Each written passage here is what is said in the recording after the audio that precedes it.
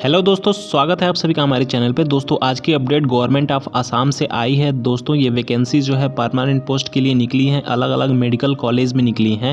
यहाँ पे देखिए 1 फरवरी 2023 के वैकेंसीज रिलीज़ हुई हैं। जो ऑनलाइन अप्लाई है स्टार्ट हो चुका है। देखिए यहाँ पे इस वेबसाइट पे जाके आप ऑनलाइन अप्लाई कर लेंगे। इसका लिंक आपको मिल जाएगा, अप्लाई लिंक। दोस्तों इस पे बहुत सारी पैरामेडिकल की पोस्ट निकली हैं, आप लोग देख लीजिएगा। जितना कवर हो जाएगा कवर कर लेंगे, बाकी के लिए आप इस पीडीएफ को डाउनलोड करके देख सकते हैं।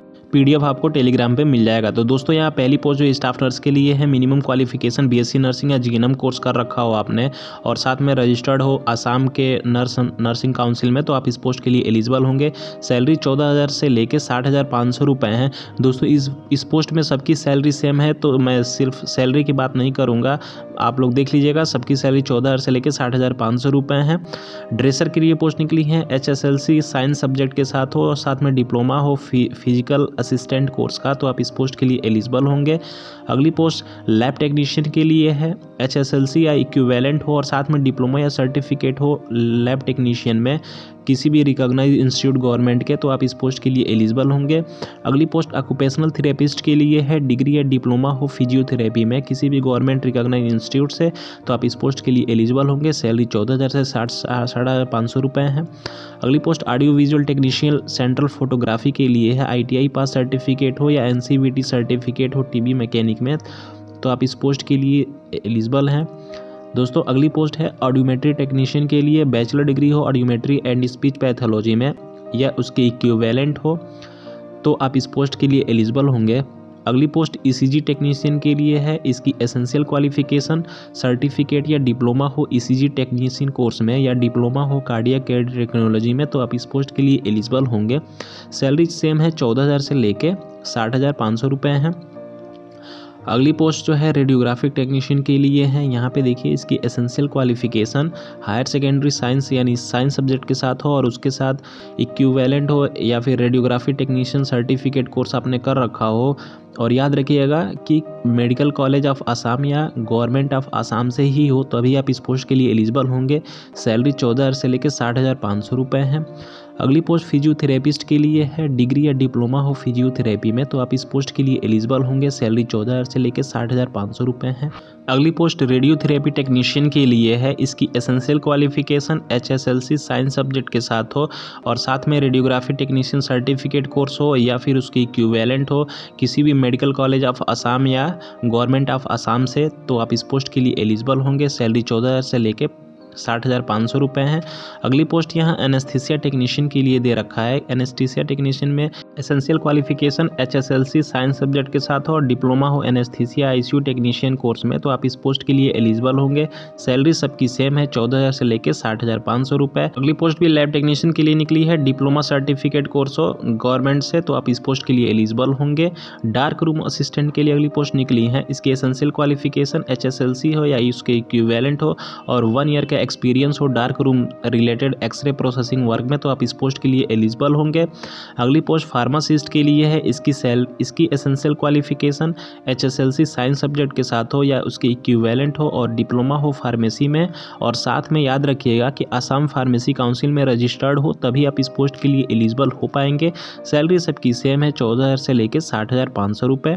अगली पोस्ट स्पीच थेरेपिस्ट के लिए है, इसकी essential qualification HSLC science subject के साथ हो और इक्विवेलेंट हो उसके साथ और डिग्री हो स्पीच थेरेपिस्ट पे, तो आप इस पोस्ट के लिए एलिजिबल होंगे। सैलरी 14,000 से लेकर 60,500 रुपये हैं।